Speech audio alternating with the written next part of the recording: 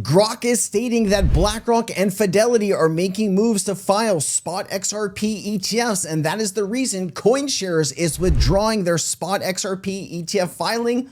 What is actually happening here? What are the facts? What are the speculation? I'm going to give you everything that you need to know up to this point. Let's just jump right into it. Here is Anders X. It says Grok saying BlackRock and Fidelity are rumored to file an XRP ETF soon. What do you think?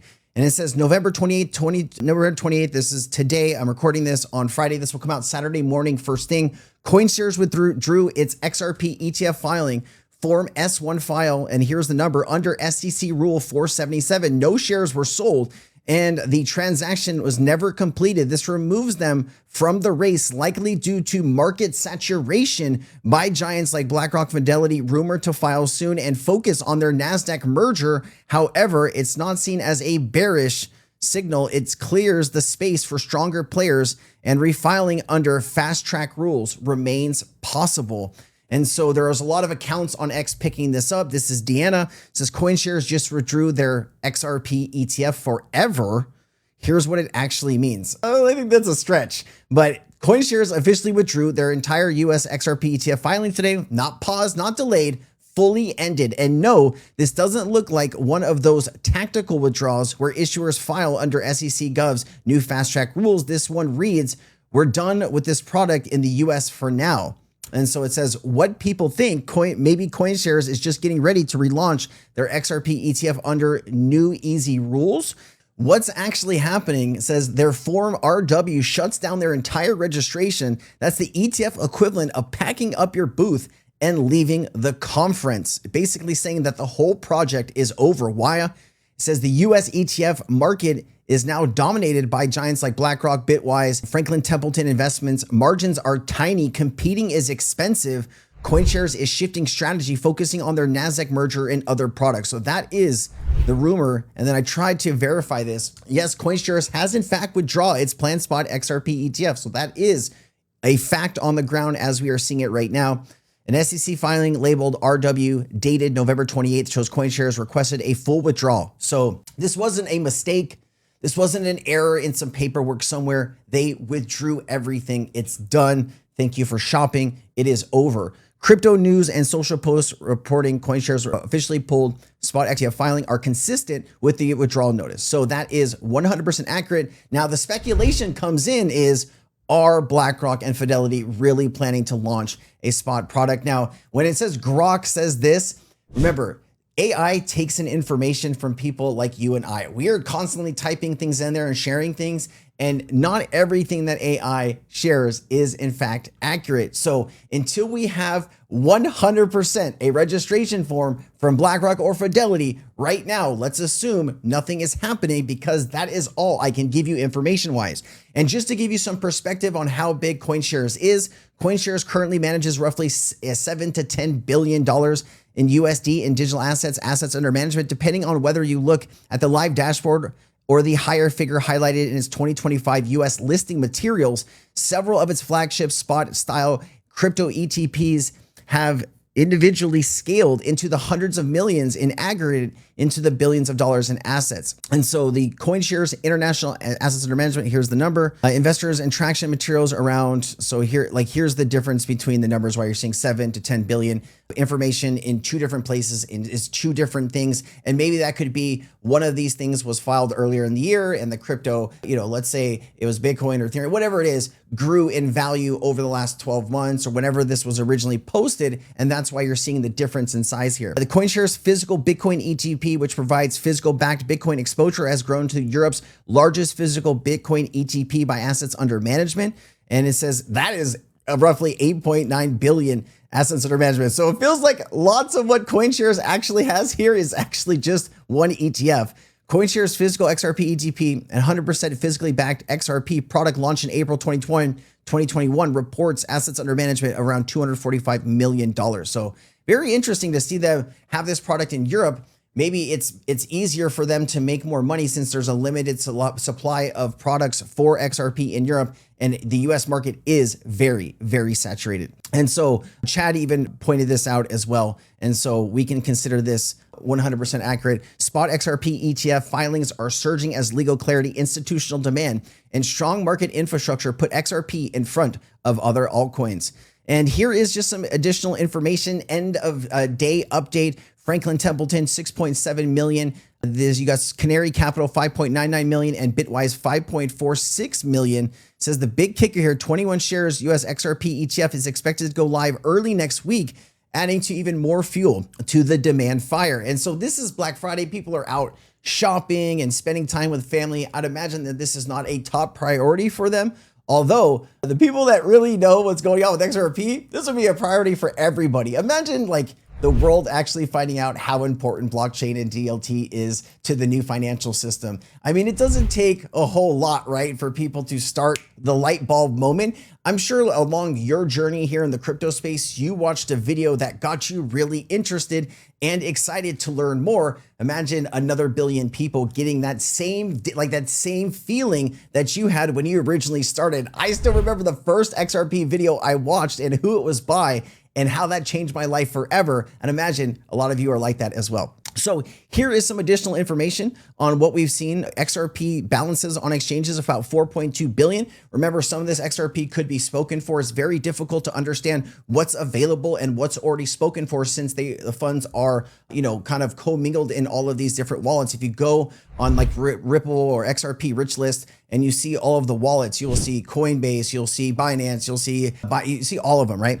And then it says tomorrow we take more XRP off the market. And it does look like we had a little bit of net flow here, leaving exchanges of 25 million XRP. And of course, just double checking all of the current demand here across the products that we do have for XRP and how many shares have been sold. It is getting pretty exciting. All right, there's a few other things I wanted to show you here. One of the conversations has been, right now, a lot of these ETF providers are buying XRP from OTC desks, over-the-counter desks, and those don't affect the price. Imagine if you're buying 10 million or 20 million worth of a crypto product, you might be buying and selling that off market, so the price is not going crazy up or down. And so there's only so much XRP left on those OTC desks. How do they replenish their XRP? And I made a lot of content on Friday about this. If you want to go back in time, if you haven't watched Friday's content, go do that, because I really get into the weeds here about this. But let me give you some additional context in case you don't have the time to do that. It says, no, Ripple cannot sell directly to institutional investors at this time because a 2023 court ruling deemed these institutional sales to be unregistered securities offerings, while the SEC has dropped its appeal and granted Ripple a waiver to raise capital under a specific exemption. Institutional investors can still purchase XRP through other channels, such as digital asset exchanges or upcoming spot ETFs.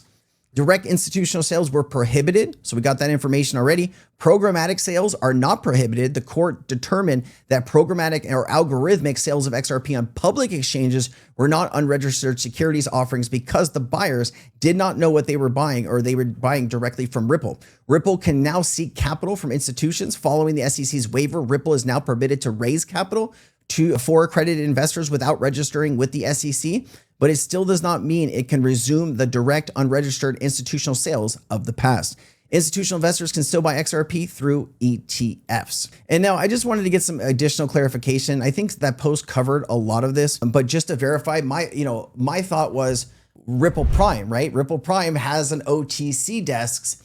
Could Ripple somehow get around what the judges said here through that company? My mind thinks about all of this crazy stuff, right? Because you never know. Like I consume so much XRP content at this point. I'm always trying to, not trick the system, but I'm always trying to find the loopholes and the things that might be valuable to my knowledge and my growth. And I know you guys are excited to learn some of this stuff with me. So here this is. Ripple cannot simply route restricted institutional XRP through Ripple Prime and call it compliant. Changing the sales channel does not change the legal analysis, so direct primary market sales of XRP by Ripple to US institutions remains highly constrained unless structured under an exemption or new legislation. The OTC inventory tightens. Desks and ETFs will increasingly have to source XRP from secondary markets, which is exchanges, and remaining OTC inventory or large holders, not from Ripple corporate or escrow stash in the US primary market. And so we already talked about what the judge did. If you're interested in kind of like what section, the final judge imposed a permanent injunction preventing Ripple from committing future Section 5 violations in the same pattern of institutional sales, effectively blocking Ripple from repeating those kind of direct institutional XRP placements without registration or valid exemption. So Ripple could go to the SEC and get an approval to do this. We're hoping that they don't, right? Because we don't want these OTC desks being able to buy escrowed XRP. Now, this only is in the United States, and I don't know if Ripple can sell to, as these institutions are global, maybe that there's a subsidiary of that institution in Europe or something that they can sell directly to them and then they can bring it back